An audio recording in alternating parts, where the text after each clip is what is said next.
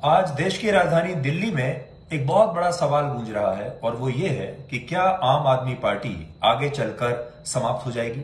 और ये सवाल इसलिए उठा है कि शराब घोटाले में ईडी ने अपनी चार्जशीट में अरविंद केजरीवाल के अलावा आम आदमी पार्टी को भी आरोपी बनाया है।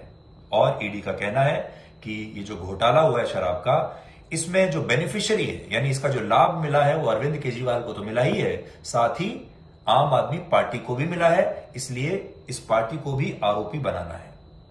अब देखिए, अगर ऐसा होता है तो आम आदमी पार्टी का जो राष्ट्रीय पार्टी का स्टेटस है वो खतरे में आ जाएगा, क्योंकि शराब घोटाले से जो पैसा आया उसे आम आदमी पार्टी ने गोवा के चुनाव में खर्च किया और उस चुनाव प्रचार के बाद आम आदमी पार्टी को गोवा में जो सीटें मिली उसके आधार पर उन्हें नेशनल स्टेटस मिला।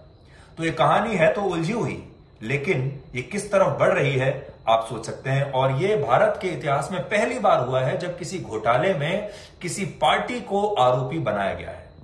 अब मान लीजिए शराब घोटाला सिद्ध हो जाता है अगर अदालत में, तो कार्रवाई की जाएगी और वो कार्रवाई आम आदमी पार्टी पर भी होगी। वो क्या कार्रवाई होगी ये देखने वाली बात है, ये इलेक्शन कमीशन को भी तय करना होगा।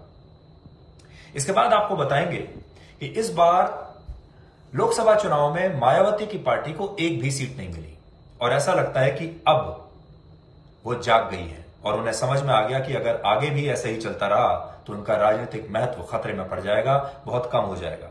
अब देखिए 4 जून को नतीजा आने के बाद से मायावती ने अब तक क्या क्या किया है।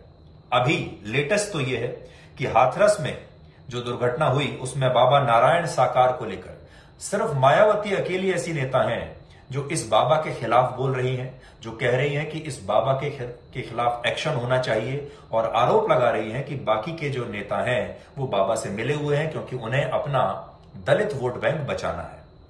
दूसरा, उन्होंने चुनाव के नतीजे आते ही अपने भतीजे आकाश आनंद को फिर से पार्टी का राष्ट्रीय संयोजक बना दिया, जो बड़ा फैसला था। अपनी सदस्यता को बढ़ाने के लिए उन्होंने बीएसपी की सदस्यता शुल्क को 200 रुपए से घटाकर 50 रुपए कर दिया है, क्योंकि वो जानती हैं कि उनके कार्यकर्ता अब कम हो रहे हैं।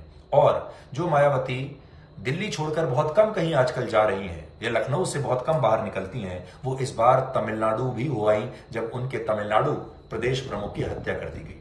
यानी मायावती अचानक से एक्टिव हो गई है। और आखिर में आपको miss AI world beauty contest में लेकर चलेंगे। सोचिए क्या जमाना है, ये नया जमाना है जब एआई वर्ल्ड ब्यूटी कॉन्टेस्ट में जितनी भी महिला कॉन्टेस्टेंट जो हिस्सा ले रही हैं, ये सारी महिला कॉन्टेस्टेंट आर्टिफिशियल इंटेलिजेंस से बनी है, यानी ये सब डिजिटल है। और इसमें जो मोरक्को की कॉन्टेस्टेंट थी वो मिस एआई वर्ल्ड बनी है और भारत की तरफ से भी इसमें कॉन्टेस्टेंट गई थी जो कि टॉप 10 में आई है।